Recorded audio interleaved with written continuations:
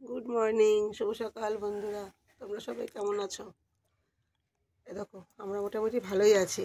কালকে তোমাদের দাদাভাই ডায়ালিসিস ছিল, তাই আজকে একটু দেরি করেই উঠেছি আমরা। মাঝখানে দুদিন আমাদের ডায়ালিসিস নেই তোমাদের দাদাভাইয়ের, আবার দুদিন পর, তাই ভাবলাম একটু দেরি করেই উঠি। আর যা ঠান্ডা পড়েছে আমাদের এখানে, আর আমার শরীরটাও সত্যি খুব খারাপ। আর চোখ মুখ দেখে নিশ্চয়ই বুঝতে পারছো আমার শরীরটা খুব খারাপ, আমি একটু চলতে পারছি না, কিন্তু তবু সংসার আমাকেই সব করতে হবে। সব কাজ পড়ে রয়েছে গো, কিচ্ছু কাজ হয়নি। বিছানা তোলা, ঘর ঝাড় দেওয়া, বাসন মাজা, মানে A to Z। তারপর আজ বৃহস্পতিবার, ঠাকুরের সব করতে হবে। বাজার কিচ্ছু নেই, বাজার যেতে হবে, একা হাতে সব কিছু করতে হবে। তোমাদের সেইভাবে আমি না ব্লগ দিতে পারছি না, টুকরো টুকরো করে সব ব্লগ দিচ্ছি। তোমরা একটু মানিয়ে গুছিয়ে নাও। হ্যাঁ, আমার শরীরটা সত্যিই খারাপ। আমার শরীরটা ভালো হলে আমি সব ঠিকঠাক দেবো। সব কাজকর্ম জানি না কখন হবে। এখন দেখো 9টা বাজতে 20 মিনিট বাকি, সব কাজই পড়ে আছে। করবো টুকটুক টুকটুক করে করবো, হয়তো লেট হবে। আমার শরীরটা খারাপ, তার মধ্যে ঠান্ডা আমি একদমই সহ্য করতে পারি না, আমার খুব শীত করে। দেখো তোমাদের দাদাভাই প্রতিদিনের মতন হাতের বেল্ট ফেলগুলো সব খুলে ফেলেছে। দেখাও হাতটা, এ দেখো যেখানে ডায়ালিসিস হয়, এ দেখো খুলে জেল ঠেল সব দেওয়া হয়েছে, গ্যাসের বড়ি খেয়েছে।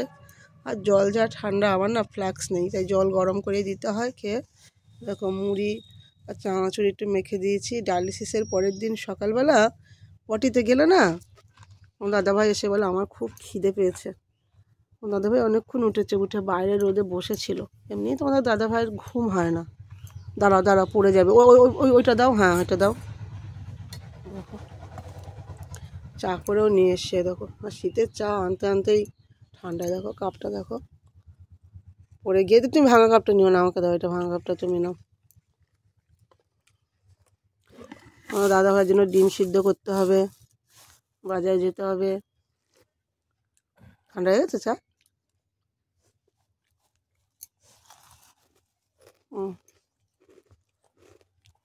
কালকে আবার যাবো একটু দিদি বাড়িতে বন্ধুরা, অবশ্যই তোমাদেরকে দেখাবো। আমরা চা খেয়ে নিই, চা ঠান্ডা হয়ে যাচ্ছে, ঠিক আছে? তোমরা সবাই চা খাওয়া নিশ্চয় হয়ে গেছে। আমাদের মতন এরকম কুড়ে লোক কেউ নেই যে বেলা 9টায় উঠে চা খাও। তোমার শরীরটা কেমন আছে বন্ধুদেরকে বলো।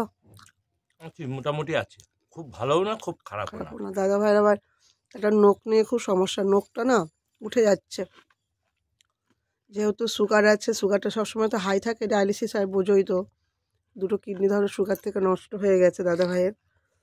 মাঝখানে সে মহালয়ের দিন ভর্তি থেকে পা নিয়ে যা ভুগলাম। দেখাও পাটা, দেখাও যে পাটা এ করা, এই পাটা দেখো একদম শুকিয়ে গেছে। এই দেখো এখন এরকম আছে। যাই হোক, পাটা নিয়ে খুব টেনশনে ছিলাম, পাটা শুকিয়ে গেছে। এখন আবার নখটা দেখাও, নখটা এই দেখো, নখটা দেখেছো, নখটা দেখেছো এরকম। তোমার দাদাভাই কিন্তু এরকম কালো ছিল না, জানো, খুব ফর্সা ছিল। একটা ওই আয়রন দেওয়া হয় রক্তটাকে ধরে রাখার জন্য, যার জন্য আয়রন দেওয়াতে এরকম কালো কুচকুচে হয়েছে। আর এমনি ডায়ালিসিস পেশেন্টরা কালো হয়ে যায় আস্তে আস্তে। আজকে এই পর্যন্তই রাখি, তোমাদের সাথে আবার পরে দেখা হবে। যদি আমি ব্লগ করতে পারি অবশ্যই তোমাদের সাথে আবার দেখা হবে, আর তা নাহলে আমি এইভাবেই ছাড়বো। তোমরা একটু মানিয়ে গুছিয়ে নিও দিদিটাকে, ঠিক আছে? আর তোমরা সবাই ঠান্ডায় খুব ভালো থেকো। যাদের বাড়ি বাচ্চা আছে খুব সাবধানে রেখো। আর যারা একদম বেবি 1 মাস 2 মাসের, তাদেরকে তোমরা খুব সাবধানে রেখো। যা ঠান্ডা পড়ছে, মানে মারাত্মক পরিমাণে ঠান্ডা পড়ছে। আর আশা করি খুব ঠান্ডা পড়বেও, প্রচণ্ড ঠান্ডা পড়বে। আমাদের দাদাভাইকে নিয়ে আমার খুব টেনশন হয়। এই ঠান্ডায় না খুব কষ্ট হয়, এদের শ্বাসকষ্টটা হয় বেশি ঠান্ডায়। খুব সেফটিভাবে রাখি, খুব সেফটিভাবে নিয়ে যাই, তারপরেও কী থেকে কী হয় বুঝতেও পারি না। রাখলাম বন্ধুরা।